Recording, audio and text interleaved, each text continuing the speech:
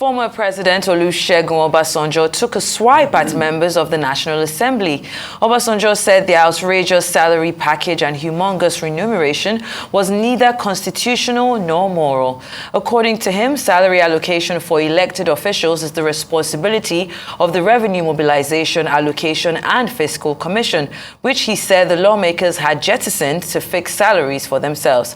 The former president spoke in Ado-Ekiti during a colloquium to mark Are Afe Babalola's 60th anniversary at the bar. He argued that nobody would appreciate democracy until it had impacted positively on the lives of ordinary people. Arise analyst Dayo Sobowale joins us now to speak about Obasanjo's grouse on the National Assembly's take-home and the supposedly overblown cost of governance. Good morning and welcome to the show. It's always a pleasure to have you. It's a pleasure being here. Now let's talk about, yesterday we were talking about this 5 billion that the current administration and previous administrations had to, put forward. Now we're seeing former President Olusegun Obasanjo pointing fingers to the National Assembly and saying that the cost of governance, their salaries are too much. Do you think that these are the kind of conversations that we should be having now, especially as the 10th Assembly is about to get into, the state of affairs and starts its duties? Well, this is very, very timely and appropriate, especially now that we are reeling from the pains of the fuel subsidy removal. You see, there's something called citizens advocacy. That is what Obasanjo is doing, where you do like a bodyguard over the practice of democracy, and it is appropriate.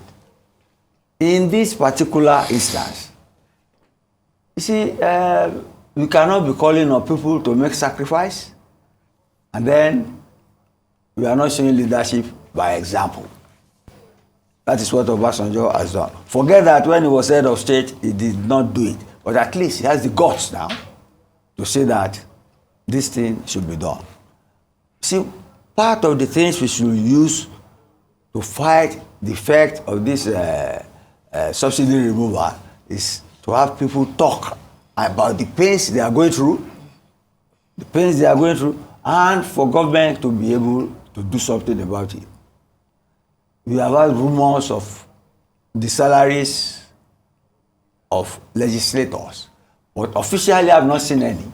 I've seen figures like constituency allowance, 100 million for House of Reps, 200 million for senators, 18 million salary for senators, and basic salary of maybe 800,000 or 750,000.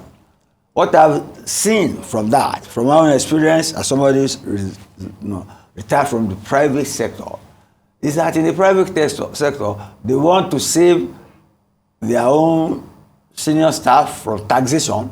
So you can see the basic is small, but the allowance is about 10 times the basic. But government cannot be doing that. You cannot be doing that when you are saying you are serving the people. So something is very, very wrong, and it has to be addressed. You see, in the situation like this, when you are, again, fighting the pains of this subsidy removal, I mentioned advocacy, citizens advocacy, then there must be disclosure. You get me? Disclosure and transparency. These are the leaders we elected into office. What is wrong with us knowing their salaries and allowances? What is wrong with that? It should be in the public domain. So, I would be very glad if this administration will take a cue from what Obasanjo has done and publish the salaries of the legislators so that Nigerians can know. It's a public disclosure. There's Freedom of Information Act. Even if, like the one we discussed yesterday, it was based on freedom of information. People, Serap does not they don't need to go to court on this before the salaries are disclosed. You get me? And they should not be afraid of their salaries because they're asking for sacrifice. Maybe at the very least, we ask them to cut it into half or forgo some things. But the disclosure must be there. That's transparency. That's accountability. But doesn't that speak to the strength of even, the Freedom of Information Act in itself, or even how that particular act is implemented? Because if it was taken more seriously, we wouldn't have a situation where we wouldn't know what our government officials are earning, or even having to now legally force current and past administrations. No, I'm not faulting it. I'm talking about the implementation. Like Obasanjo said about these people. He said constitutionally, they are not supposed to fix their salary.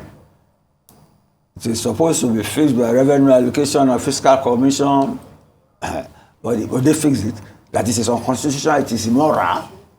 The law is made from traditions and customs of society. The Freedom of Information Act is not peculiar to Nigeria. It's to promote transparency and honesty and accountability. It is only when people invoke it, when the citizens, through advocacy, bring it up, that the court cannot turn it. If people are not talking about Obasanjo is doing citizen advocacy, forget that he was a former head of state. All right, let me come in at this point.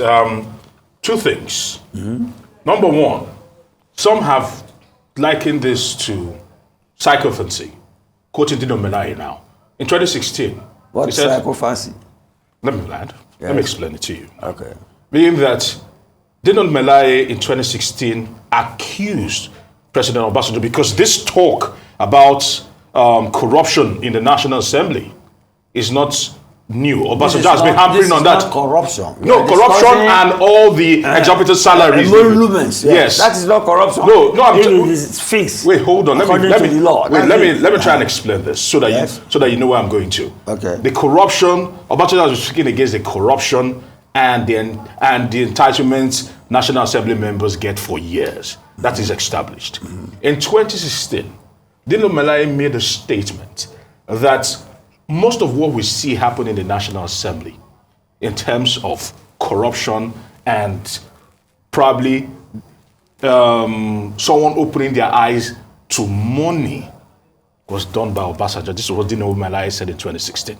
Now fast forward to 2022. Some will say, wait, hold on, fast forward. True, fast forward to 2022.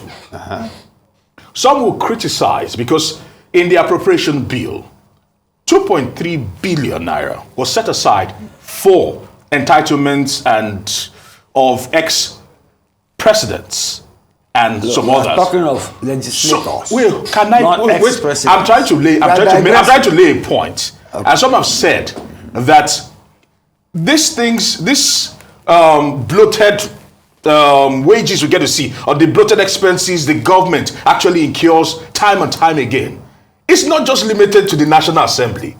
It is something that is almost like a blanket system. You are shooting the messenger. No, I'm not listening to you. I'm just being a devil's advocate. The fact that Obasanjo has got it does not remove the merit for the discussion of the issue or in the redress of the matter. But morality states that you cannot start something and then try to remedy it in the future. Who said that? I just mentioned morality. No. At one point, and also if you're trying to benefit. Is behavior according to the norms and tradition of any society. Yeah.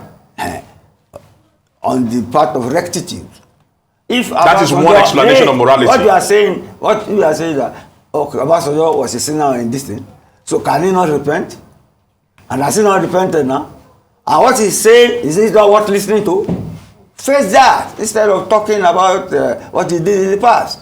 No, what he did in the past would always raise ugly head when issues like this do come up. Do you see any merit in curbing the salaries of these people?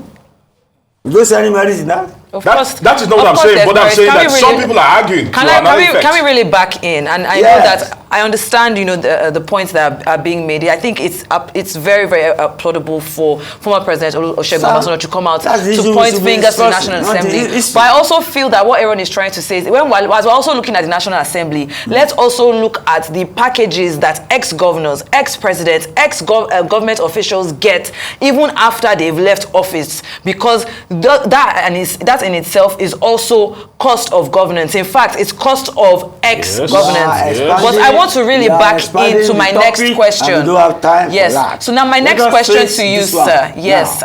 I was just bringing the two of you, you know, so let's No, agree to disagree. No. Now, so the next point I want to make, and this was I was mentioned at the same event, is how there should also now be a focus on the salaries of you know, of SAN and of course people in the judicial system. Digression. We are talking of salaries of legislators. Yes. It's astronomical. Let us face that, and let us face that in the light of sacrifices we must make because of this. But at least let us know it, so we can ask them to cut it as part of their own sacrifice. And we are not even discussing whether they will be happy to hear that they will sacrifice or they will be rejecting it. That is what we should be discussing. No, but so now when back to my initial. No, it's not a digression. Back to my initial topic. It's a conversation that being that to go in if any direction. a man is advocating Yes. for prudency, and if a man is advocating that things have gone out of proportion. Yes. And he's also a beneficiary, and he's also a beneficiary of the same extravagance in terms of governance. Because like I said, in 2022, 2.3 billion. You are shooting the messenger. But listen to the message. Don't blame me if I shoot the messenger, because if we're talking about cutting down expenses. So we disregard the message. Look at the message. Of what benefit is the message to the polity? That's the important thing. It is beneficial. People, I said there should be disclosure of their salaries. Yeah. Let people know their salaries. Just like, okay, fuel subsidy now. Let us know who are the oil marketers. How much did they make? Who are those involved, whether in NNPC or wherever? That's transparency. That's public disclosure. But what is good for the goose is good for the gander. Thank you very much. All right, then. I think that's a good place. That's a good place to wrap up.